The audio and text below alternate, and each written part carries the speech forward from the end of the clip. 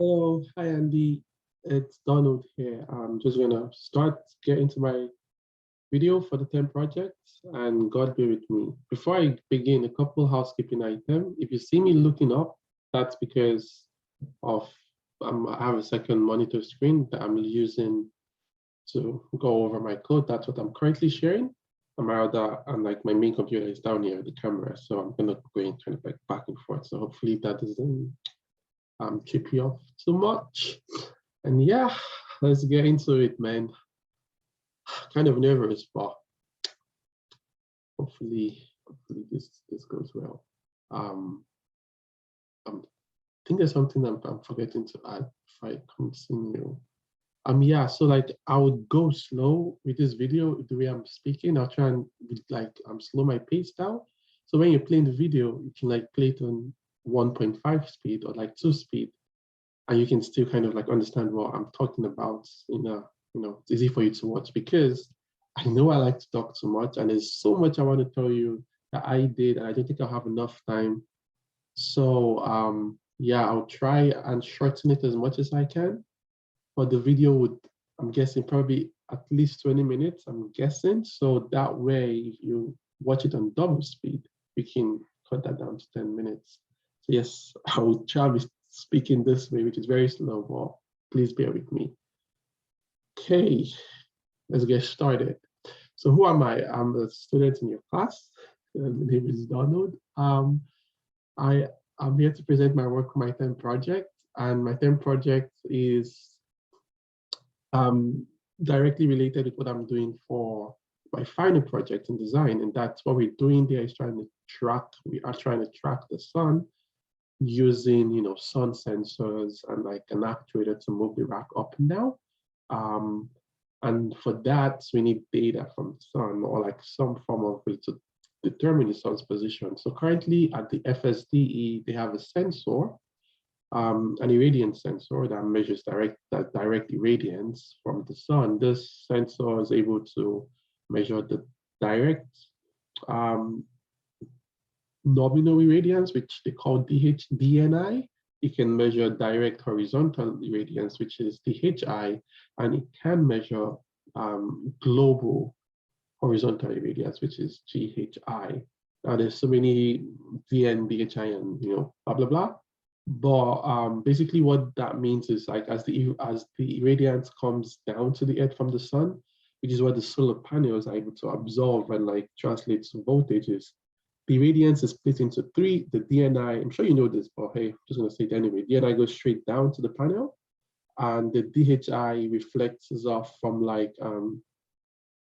trees and shadows around, and then the global, the GHI is like the addition of both of them, basically, like an equation. So I'm going to be concerned with the GHI. Now, what do I want to do with this this whole video? I'm trying to look at the historic trend of the global horizontal irradiance, the global irradiance, trying to look at that and see if I can tell or like determine anything about climate change, like over the past 5 years, because I have 5 years worth of data from the FSDE. Now try to do that, get some result, or if I get any result, and compare that with something, try and verify what I get in a way, or verify that I didn't get anything. So yes, I would get into that. And starting off, I hope you can see my mouse here. I think you can because I'm sharing my screen now. Well, I just basically loaded a bunch of data into the workspace that I honestly don't even need because really I would be working primarily with the GHI. I will look at the DNI and I will look at the DHI just to kind of see, to compare, but like I'm not going to investigate the DHI or DNI as much as I would the GHI. So primarily I'm working with this data, GHI, that's a global irradiance. I need my date time because my data is in the date time, like the x-axis the x-axis is in a date time format. And yeah, some of the other stuffs here will make sense as I progress, but like temperature and azimuth and elevation, I don't use that for what I want to talk about today. Okay, so we do an initial plot. This is commented out, I'll uncomment it. We do an initial plot. no comment of just like the data. I first plot the DHI, which is the horizontal. I plot, oh, did I hit clear again? I should not comment this clear so it doesn't collect all the time. Yes, I plot the DHI, which is this one right here. I plot the DNI, which is this one, and then I plot the global, which is this one. So if you look at this is just a hot pile of mess. I'm not gonna lie, I don't understand. Well, I see what it is. I can make some sense of it. Like I can't actually make a lot of sense from this. All I'm saying is, okay, we have a lot of jumbled up data between like say February 2018 up until like January. There's like so many data going up and down, not necessarily spike, because these are data going up and down. Then between this place to this place, there's like kind of like a line, bottom line close to zero, and then we see a bunch of more data and another line. Anyways, just so many stuff's going on there. I'm like, what is this? I have no idea. That's why I'm going to try and analyze and make sense of what's going on, right? So yes, I do the initial plots. There they are, easy peasy. It shows you kind of like what it is. I have like some time axis to say to look at specific points in time for like the global. I did that for the global because I'm interested in the global. So I can come here and I can say, okay, I want to see data from say this 2 points, this point from like here to here, because these are the points that I guess have more stuff. So say I want to see from 2018 to, I don't know, say December 2019. And go here, I'll say 2018. I want to see what happens from 2018 to until December 2019. Yeah, I just put 10 there. And yeah, so if I run this, sorry for the nose, like kind of sick right now. I have runny nose headache. Just yeah, I'll be fine. I'll be fine. Yeah, I don't know. My computer is a bit slow, which is going to make this video longer than I want it to be, but that's okay. Anyway, but yeah, I just wanted to show you that I'm able to like vary that date time, like set the X limits to see kind of data I want to see. And then you can see kind of what happens with the global irradiance from 2018 April all the way up until 2019. It doesn't really make much sense to me now, but it will, because well, now it makes sense to me because I finished the whole project. I don't want to spoil everything for you yet, so we'll go sequentially. But at the time, I was like, I'm just in spikes. I'm not so sure what this means. But it would make sense as we move forward. But yes, I'm able to change the axis to kind of see what points in time like of data I want to see, which I found was really, really cool to do. But yeah, moving forward. So now I've loaded my data. I asked myself, okay, what does all of this mean? Let's try and do some filtration. Let's get rid of some stuff. Let's add some stuff to it. Let's limit some stuff. Let's see what we can do to make more sense. Essentially, I want to understand this data more because I didn't before. And to do that, I started with just a basic smooth function. For this, I had to download a toolbox. But if I remember correctly, this actually doesn't run very well. Or maybe it does, because when last I did it, I think it messed up some of my code. But I'll run this now and see what happens. So if you run there, what does it do?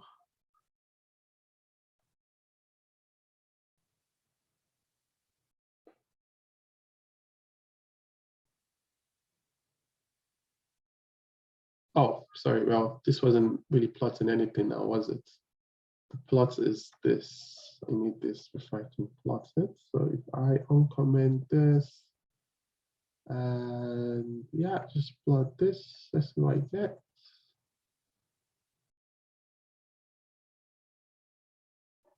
Yeah, I didn't really like this filtration method. It took way too long to show anything, and it wasn't even showing. Like all it did when I ran this was just much else. I need to show you that if this would run up. So I paused the video for like the past 5 minutes trying to run this smooth function, and it slows my whole computer down. I don't know why. I had it going initially, and then it just even the first time it wasn't working very well, but when I did it, when it did work, all I seen was just kind of like my data, except it reduced the spikes. That's what the smooth function did. And I read up what that meant in the MATLAB, the MathsWorks database, and like that data, that document log. And it's a moving average. So it's like, averaging each data point as it moves along, every day. And the average is, because when you're doing a moving average, you need to know for like how long you're averaging it for. So if you have, say, 100 data sets, are you averaging every data set? Or are you averaging like moving along every 10 data set average? Like the smooth function just does every single data set. And I have like right now, if you see on the right, sorry, I have like 735,000 data sets. That's almost 800 data sets. So it's a lot for, I don't want to say it's a lot for MATLAB, because I feel MATLAB can handle it, should be able to handle some of this fine, but it's a lot on my computer. My computer is not very good, so it really struggles sometimes. But yeah, I'm going to uncomment this because there's a lot more juicy filtration method I got into, and this didn't really do anything for me anyway, because I have replacement for it. So I'll uncomment that so it doesn't slow down this video at all. And then that was the first thing I tried for filtration. I was like, okay, so yes, I could get some of those spikes reduced, but what else can I see? How about I try a manual filter? So I tried to do a manual, can't pronounce that one. I tried to do a manual filter.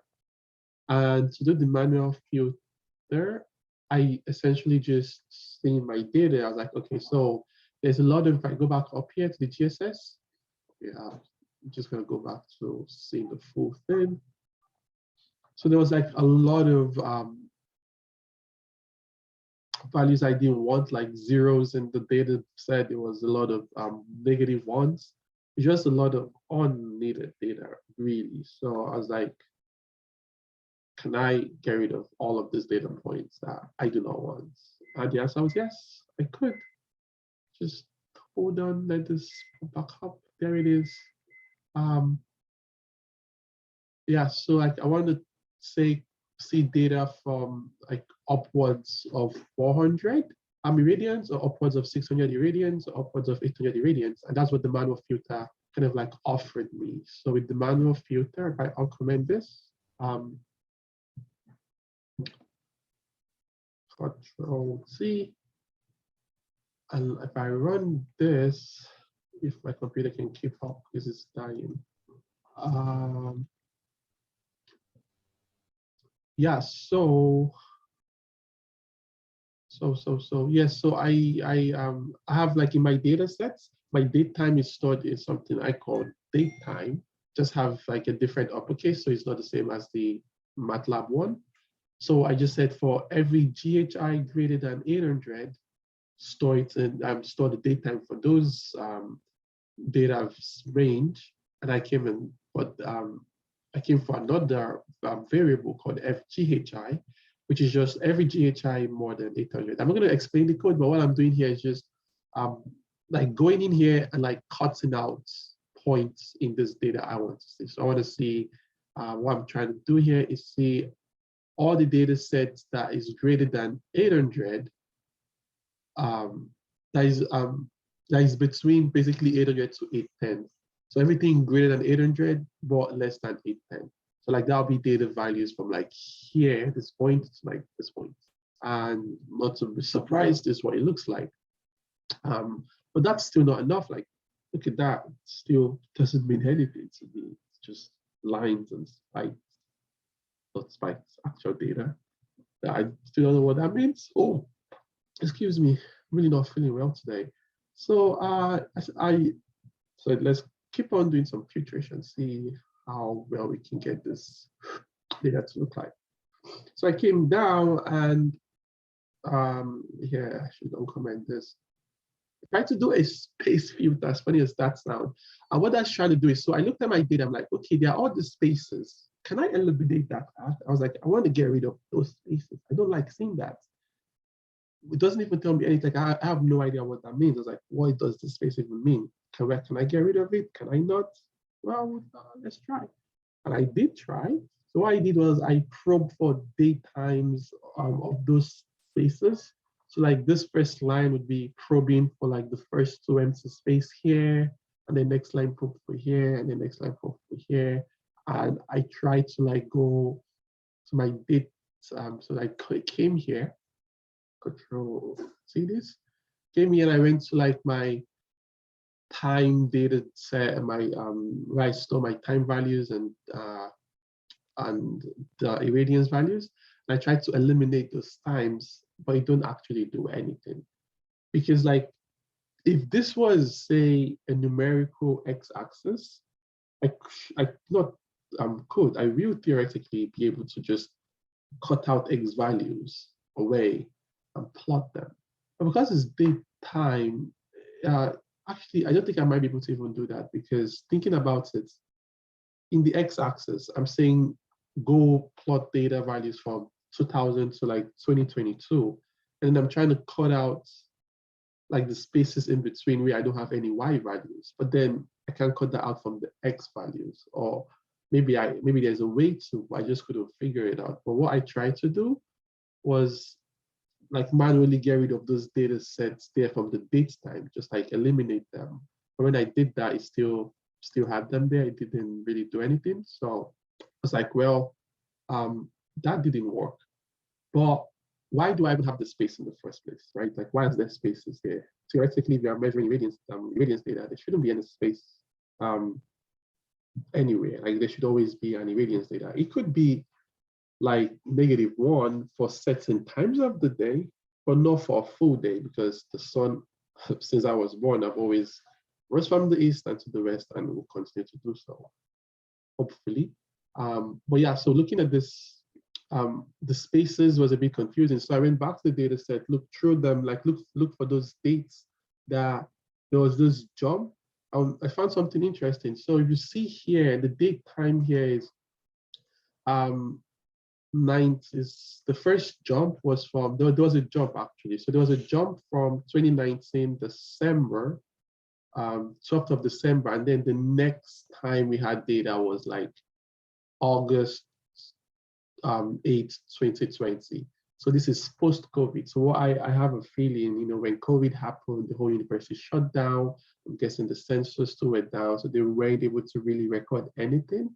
So like, they just don't have data for that timeline. And that's kind of what we even see in the other timeline. This timeline from, say, late 2020s to like mid 2021, there was no data sets. From kind of like early-ish 2021 to mid 2022, there was no data sets. That was evident in my data. I'm not going to go and look for them now, but I did do that before. I didn't see anything. So I was like, well, doing this space filter, as I called it, didn't really mean anything and didn't work. So I just scrapped that. And then moving on, I was like, well, I've done all this filtration method, and now I can tell you a few things, at least of the data. Before, I didn't know why it looked like this, but now I can say, oh, no data points was here, no data points was here, no data points was here. That's good. Now what next? I wanted to see values of irradiance from the very first day UPI started recording irradiance data, which was September 2018, up until when I got my data. And I got my data at 2022, November 5th, 2022. I wanted to see every day at noon what the irradiance was. Now, that should be easy to do, right? Yeah, but it wasn't. It wasn't for me, because I had to go through a lot of like this huge array of data and try to find stuff known. And I won't get much into the pain I went through, but I'll just give you like a sliver taste what that was like. So first of all, what I tried to do was I said, okay, let's name C3 date time of the first time, the first noon I have in my data sets. That's 2018 12. And then I named a new variable and say, okay, so increase the calendar day by 1. So every day at 12, store that in T4, I store that in T4. And then I was trying to store index the I go through my date time array and then look for those times there and save their index position in time. I did this, it took way too much time to load up and it wasn't even working. So I was like, you know what, let's not do this in my main live script. Let's make a new MATLAB script for this to see if that would help us. So just coming in here, I loaded my data sets again. And this time I did the same thing I had previously, where I stored all the known times in T4, then just named some variables that I used afterwards. And then I first started here and did a for loop where I ran for how long, like I knew how long my index was, like how many noon times they were. So they were like this amount of noon times, 1,661 noon days from that range of values I wanted to see. So I was like, for each of this, run through this number, which is again the size of all my data sets, run through all of this number and look for the position where the position where the day is at noon, which is stored in T4. Remember, T4 is all noon dates for 5 years. So go through T4, look for that position in my huge datetime set, and then index it and save it in index. So this should work. And it technically did, but it took way too much time. So running this code, no jokes, it took over 7 hours. It kept running. Like I didn't want to stop it because I'm like, I'm not sure how far it's gone. We'll have to do this all over again. I just let it keep going for 7 hours. It kept going, and I'm not just throwing this number out. Like I actually measured this. It took 7 hours, and it didn't even finish. I just like, you know what? I can't wait anymore. Stopped it, and yeah. So I tried something else. I said, let me make this code go smoother. I came in here and like each time I was doing it manually, so I'll run like the first 500 points and then get the index and run again. I don't know, man. I spent so much time trying to get this stuff here, but this one did work for me. It was still painful, but it did work relatively. But then I spoke with some course mates who I was asking, hey, do you know a faster way to optimize this process? And luckily we have smart people in class. So one of them was nice enough to help me, Damien, by the way, told me, oh yeah, there is a way you can just equate this to, and you can find that easily. And then I did that and it did work for me, so hooray. So going back, I was able to get my data for all the noon times from 2018, and then I wanted to see what that looked like. So I made a plot. I'll uncomment this, and then if I run it, I feel like all the time wasted here would be on like running my code. Hopefully it doesn't not run. So yeah, so this is the noon times from 2018. Now I'm just looking from 2018 to 2019. But if I increase that, noon time from this to 2022, it looks something like this. Still similar to the data we've seen earlier, just more refined because it's a selected point in time.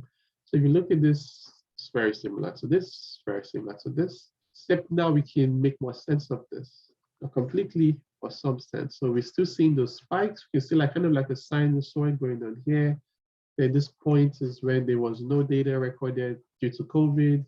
Then we had some data, no data, some data, no data, some data. So now at least I have like an easier representation of my data and I can apply some analysis on them. So first thing I tried, not first thing, well, still going on with the filters I did a low pass filter. So I would run that, show you what that looks like. Run the low pass filter, see what my data looks like when I low passed it. For just this low pass, by the way, is just for the noon times. So I'm just focusing this noon times, what does it look like if I low pass it? And there's really interesting results, actually, if this loads up here. So yeah, when I run the low pass filter, this is the data I got. This is kind of an interesting result. If you look at it, um, interesting. The reason why it's interesting is because, you know, like the low pass, essentially you specify like a frequency to sample at, which is for me is sampling at 12,000, like 120. Yeah, this no, sorry, 12,000. And what that means for me is my data set is recorded every minute. So 12,000 sampling rates would be roughly like 3 hours. 3 hours sampling frequency. That's the frequency at which is sampling my data set at. And then this 1400 is like the frequency I want to pass, right? That's the low pass filter, how it works, the low pass filter. So I want for, a frequency of 1.4 kilohertz to pass, or whatever I specify there. And it's like interesting. If you look at it, the data definitely is smoother. Like going in there, it does smooth out the data sets. Because if you see the spikes, and can I zoom in here? So if you zoom in, here, this will let me. Yeah, my computer really struggles with MATLAB.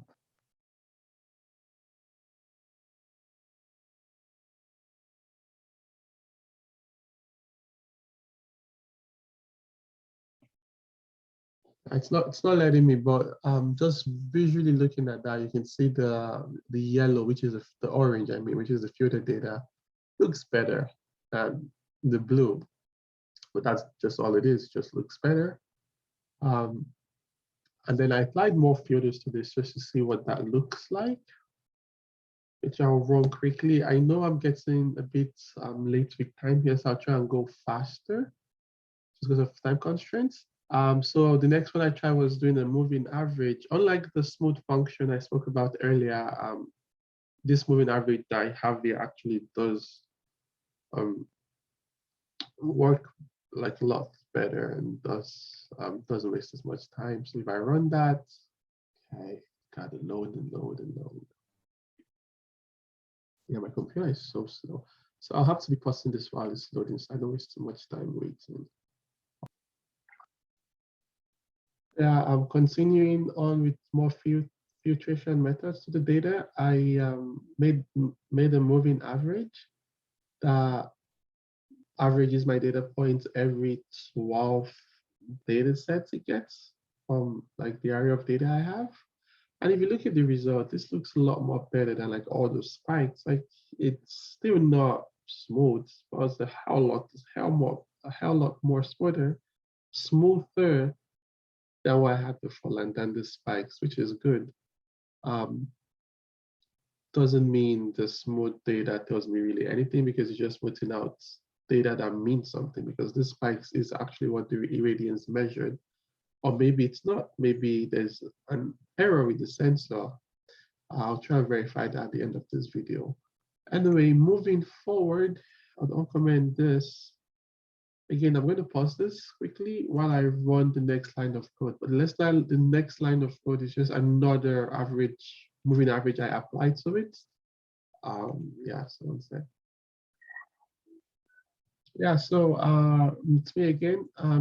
This, what you see right now is still a moving average, like I just showed before, except the one before was done using something called moveav. And moveav is essentially a toolbox in the MATLAB toolboxes available. But the next moving average I use actually isn't. It was designed. So it's like there's a formula online. I put the link where I got that from. It's a moving average that adds up X amount of size. I mean, you get all those points. But yes, this next one, I can go through this control here and really see what that's doing. The result was awfully similar to the last one. Not even awfully similar, it was exactly the same, because they're both moving averages. So the last one, when I made the window size, say 10, I made this one 10, I overlaid them and I got the same result. Like it was tad for tad the same match. So yeah, I'll uncomment this and move to the next phase. So filtration I did to the code. I said to the code, to my data. I'll pause this again while I Moving on, there I did a couple subplots to show what the data is like by itself, and then what the moving average looks like. And you can see that here. It's kind of like a nice view of what that is compared to like this big spiky mess up here. Then I also made a filter that is like it's called a moving average trend estimation. I found it in this embedded reference. It essentially makes a trend of what like the moving average is, but it just to me awfully looks like a regular moving average, and I couldn't really tell much from this. So I think it's cool, but yeah, it doesn't do much more than just being cool, I guess. Moving forward, I'm going to uncomment this so it doesn't affect any code below. I've done all the filtration methods I can do for the code, and so far there wasn't like, well, there was very definitely interesting filters here, but nothing really gives answer the question I want, which I didn't expect it. So I just wanted to see what all the filtration method could look like when I apply that to my data. What I want to do really is compare my data over time and see how that looks like with the climate change hockey puck stick. So I go into data trend. So this really is the core of what my project is about. I'm looking at trends. First, start off by doing a basic least square trend of like the entire data sets. And I'll show you what that looks like when this loads up. I'll be back. Okay, so going through the least square method I did, so I'm trying to see the trends of like my main data, the huge, 700,000 data sets, kind of scroll through them and see what is happening. And as I go through, if you see the x-axis, it's just giving us a number. I don't know what date that is. That doesn't mean anything to me. So I like, let me try and make this mean something to me. And I made essentially another plot for like to show the dates of those trends. Now you can ask me, why don't you just have one plot and have the date on the x-axis and the irradiance and then have the trends? Well, the answer is I did try, and sometimes the trend shown here was just not right. It was bending, you'd see it go here, up here, like it just was chaos. I don't know why. Maybe it's because of something to do with like the least regression not compatible enough with like daytime axis. It wants it in numeric axis. I did play around with that. Like sometimes, like now, look at it. If you see the trend now, it's good, but all the points it just acts out and just wouldn't work. So what I did is, hey, there's an easy fix. I have two plots. One shows you what time you're in, and one shows you the trend, so you can compare them. So yes, like looking at this now, I look at the trend and say, oh, the trend started November 2018, and then somewhere between May 2019, and it's an upward trend. If I want to see more data sets from there, with more time frame, I can increase this value, the amount of days I'm looking at. I can increase that, and I can like run it again, see what is that. Oh, it's already more than 300. Should be less than that. Should be less than 300.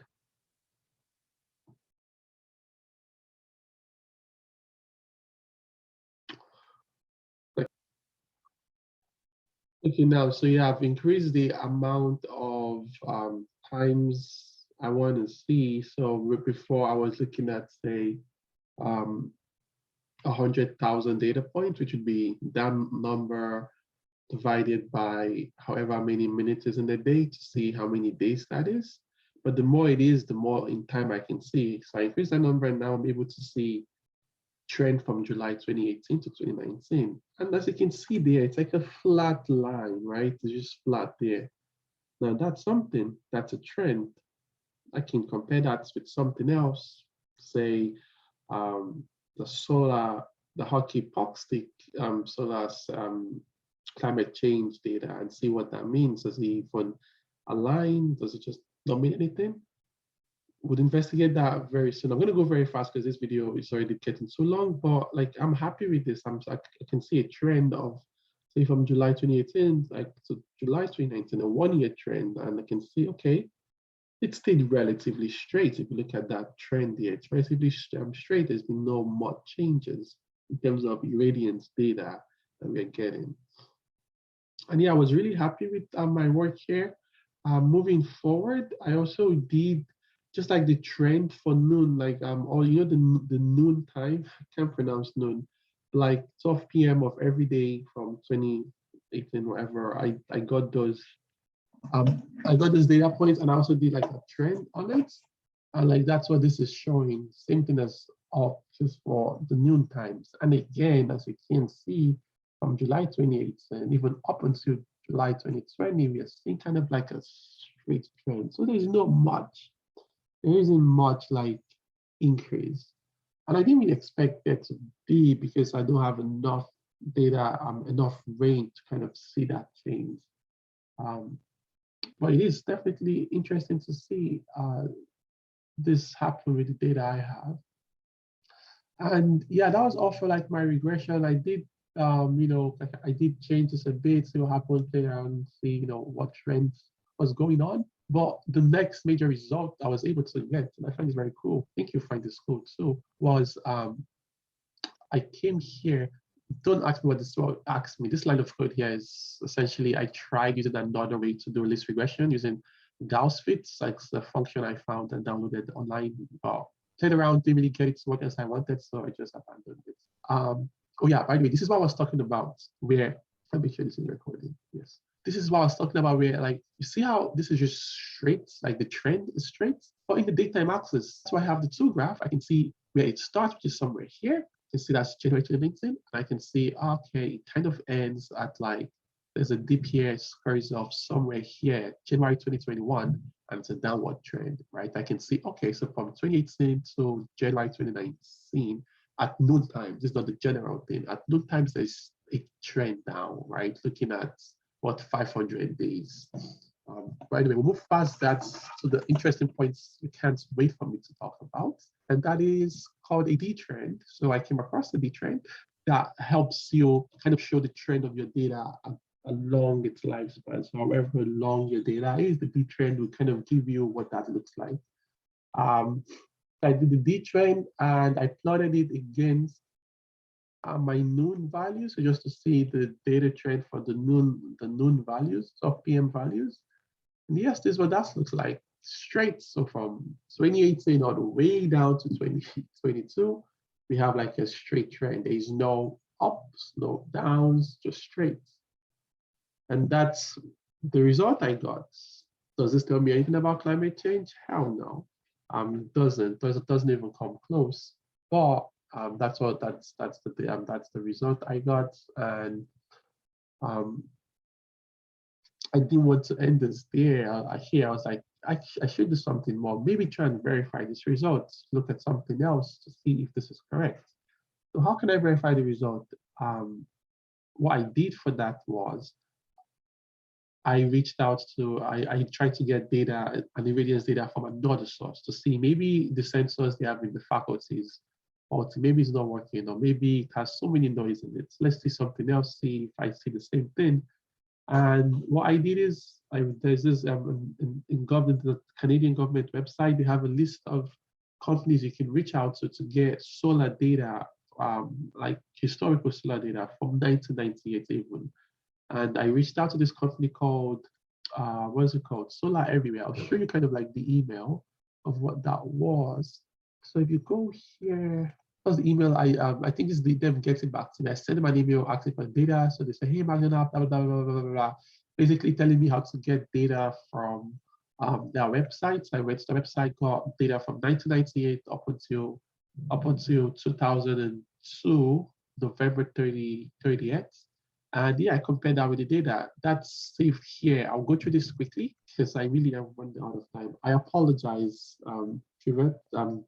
Andrew. I'm not trying to be shady, but I just want to make sure I get all my points across. So I finished the data trend. This looks good. I was really happy with that. I was like, hey, what else can I do? So I tried to do a differentiation of my data, see if I can see anything from it. I know I wasn't going to, because like you've taught us, differentiation just add noise, just makes a noisy data or even a smooth data even noisier. And yeah, I was able to definitely verify that because my data was noisier with the differentiation. I'll show you that in a bit when it loads up. So yes, resuming um, this recording, the differentiation and integration plots I did, this was the result I got. So for the differentiation, I kind of expected this, just more noise. So the yellow, rather the orange graph is just what it is when I differentiate it, and it kind of hovers around like 0 axis, you know, because it differentiates into 0, so like that kind of makes sense. And then the blue is just like that kind of sinusoid we've seen earlier of 2018 to 2019 irradiance, global irradiance data. Now this is interesting, but doesn't tell me anything, right? So moving on, I was like, hey, we did differentiation, let's try integration. What does that do? For integration, just to mention, for the differentiation, I just use the basic diff function in MATLAB just to see. Pretty sure if I try other differentiation techniques, we'll get noises, like it would be similar. Some would be smoother, like some of them would be better at like differentiating the graph without having as much noise, but still would have noise, and I do not want that. I'm going over to integration. I did integration, and this is the result, just like a huge increase in the error. You know how integration kind of like integrates error over time? Well, guess what? The error in my data is increasing and sometimes decreasing over time. So it just the trend just kept going up, because in the morning, the irradiance could be like early morning, could be almost nothing. And then as the sun comes up, it gets really big, 1,000, and then it drops down to like 0 or 10 or 15 and on and on. So like I kind of expected the integration to not be able to account for that error, because the error is exponentially getting bigger. That's why this plot here, it's like a long plot of like 10 to the 4. Error is getting bigger and there's no kickback like to reduce that error. Like in the PID controller, you'd have like the integral part and the differentiation part, because as the error gets bigger, the differentiation is like kind of attenuating that. But that I do not have that here. That's fine, that's okay, but it's interesting to see anyway, to confirm kind of like all these theories we know about like calculus and physics and blah, blah, blah, and like doing them here and saying, oh, that is true. Okay, so moving forward, I'll uncomment this. I'm not moving forward, I'm basically done. I did a Fourier fast transform, see what it looks like in the frequency domain. Again, I'll pause this recording while this loads because my computer is stupid. Yeah, so for the Fourier fast transform, I made 2 plots of them. I made one where I used filter data and one without filter data. So remember this moving average filter I applied before? This is what that looks like in the frequency spectrum, the frequency domain. It looks just like spikes. You can see somewhere here we have like a huge spike. Initially it was flat, kept going down. And then if you look at the other one, the actual data. So for this to make sense to you, this plot was, remember when I did the moving average of my whole data, I mean the known data, like I did a moving average on the known data, and this is what it looks like. And then this is what the FFT of just the known data is without any moving average. So you can see like this Fourier fast transform look a lot smoother, while this one is just more jaggedy and noisy. But other than that, I didn't know what else to take from this. I didn't need anything from this because I wanted to just see trends and compare those trends. I just thought it would be cool to like, you know, try this on there, see how what it looks like. Say, okay, so I'm done. That basically is my whole project. I can stop here, but I wouldn't, because then I feel like something is missing. And the missing pieces, I uncommented it now, but early on I showed you this trend. I should probably, I would pause this and run it again, but I show you this trend of just a straight line of what the irradiance, global irradiance data have been from 2018 up until 2022. But how do I verify that? So how I did that was I reached out to, again, those companies I was talking about earlier on, got all their data, and then we did some of those plots to see if I see the same thing here. And if I did, then what had would be like a thumbs up. If I don't, then I've done maybe something wrong, or like the sensor is flawed, or I would be able to get more, I'm more informed information about what I have. And yeah, so I did essentially what I did previously. Like here, I just replicated some of them here. I loaded up the data. I'll load that up now. I loaded up the data. This is what the plot looks like. I'm just reloading them. I'm reloading this again because we have some stuff in the working space I do not want there. But yes, this is looking good. So I loaded up the data. This is what the plot looks like from 1998, because I was able to get data from 1998 up until 2022. And we get like this triangular sinusoid, like this spiky sinusoid. And that's good, that's beautiful. That's what I expected. Not expected, but that makes sense. Because, you know, as the sun goes up, sun is up, sun comes down, irradiance is down, up and down, and we expect something like this. But if you move over to the other side, like I'm gonna pause this, I'll be back. Yeah, so moving over here, I mean, look at this data. This is just a hot pile of mess. This is ugly. But then the one at the solar everywhere data, it's fine, it's smooth. You can see it makes sense. It's dependable, it's consumer. Like it's going up, it's coming down, it's going up, it's coming down. Seasons, day, different times of day, that makes sense, right? And I think this was trying to do the same thing. The sensor in the school tries to do the same thing, but like COVID didn't help, probably had some error with it some point in time, and then the data just doesn't look nice. Well, I mean, all the filtration and data techniques we did definitely helped. So anyway, moving forward, I just did that, see what that looked like. Again, I wanted to take away the noon data, the noon times. I was able to do that and put them here. Before I move forward, I know I'm over time, and again, I apologize severely, but I just want to say something that wait, I'll say this in the end, so just hold your horses. So yes, I did. I came here. I did the noon times. I got all the noon values from this new data set I have from 1998, and not to be surprised, we have a lot more days of noons from 1998 up until 2022. I'm like, okay, that's good. Plotted them. That's still okay. If you look at this plot, it makes sense because like this plot is just going up here and taking the noon times. I think noon times was oscillating between 300 to 900. So yes, did those plots, that was good. I can, actually this is the noontime plot here. This plot up here is just me trying to filter, yeah, it's just me trying to like get rid of the bottom part. So like here, I try getting rid of this bottom part just to see the spikes. And then the noon plot itself, so this plot is this here. And that's from 2018 to 2019, what we had before, if you remember, and it was awfully similar to what we had before. So that's good. I want to run this again and compare. So I'll be right back. And yeah, I'm back again. So just to pick up where I was last time before I paused, I was talking about how like this, I got the known data and then plotted time from June 2018 to 2019. If you go back to what we had before, is awfully similar to this plot, isn't it? Yeah, it is. Just more spikier. So I'm going to export this and export the other ones so I have them beside each other. So you. That's the first one. It is going to pop up for me. Will you open? Will you not?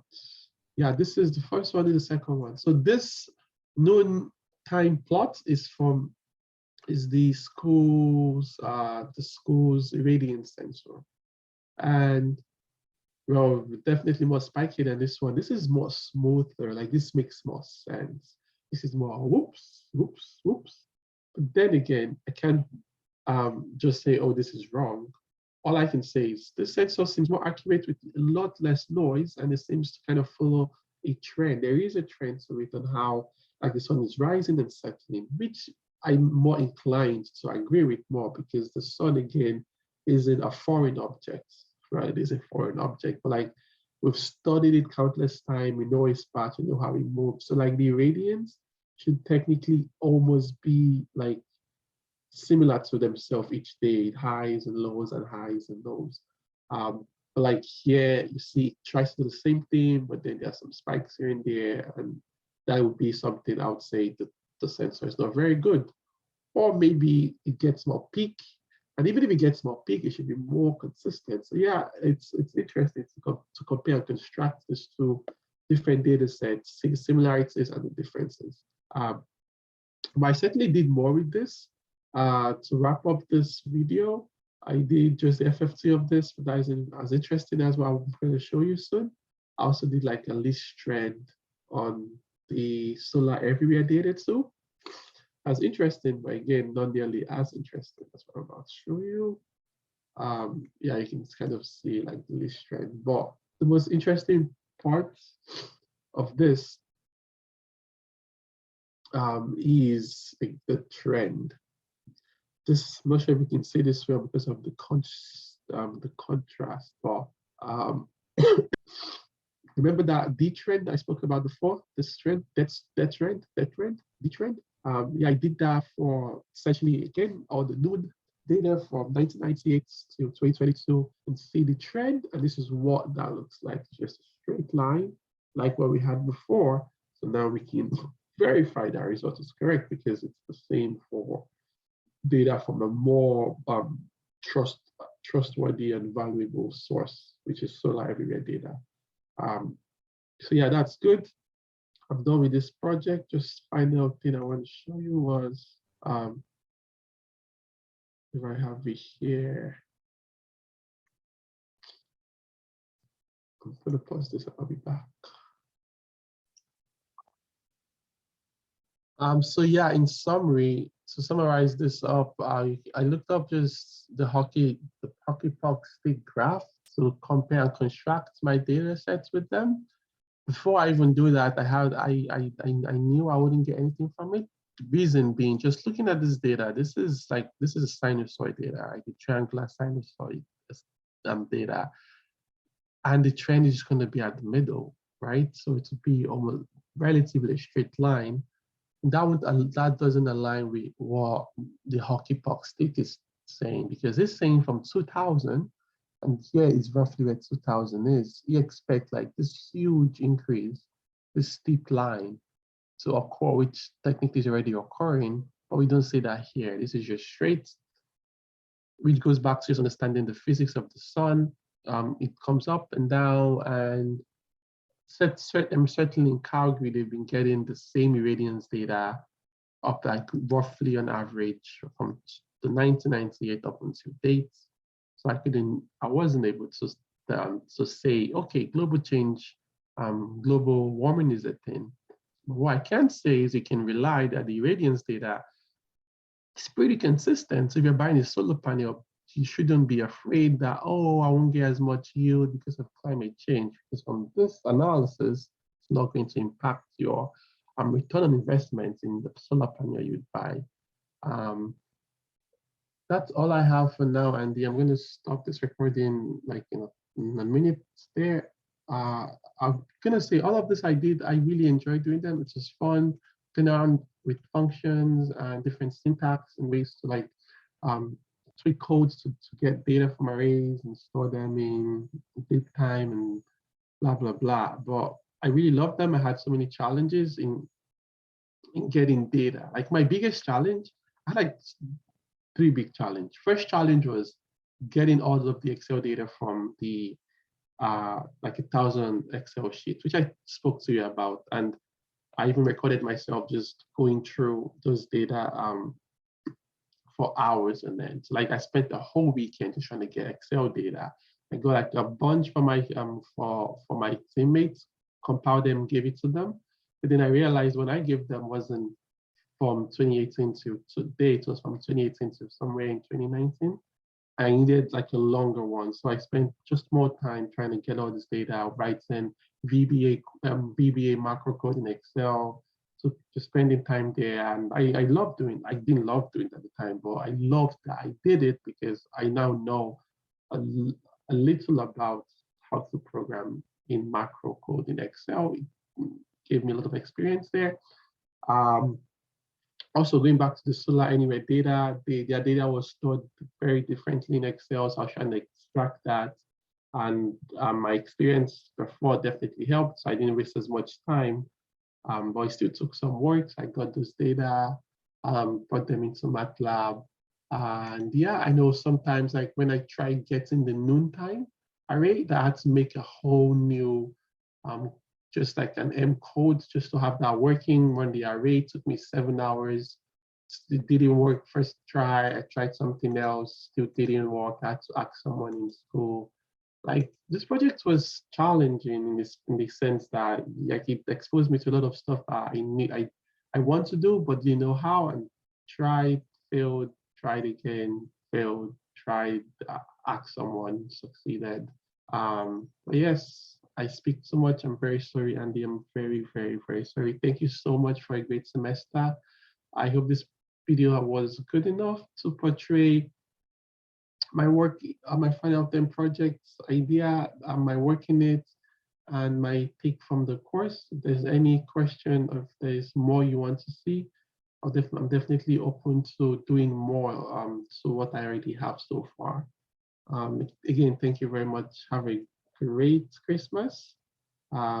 Say happy Christmas to Epi for me. She definitely was a delight to have in the class. We all love Epi. And yeah, thank you very much, Dr. Andy. I'm very sorry, Dr. Andy. See you around in the building. Bye now.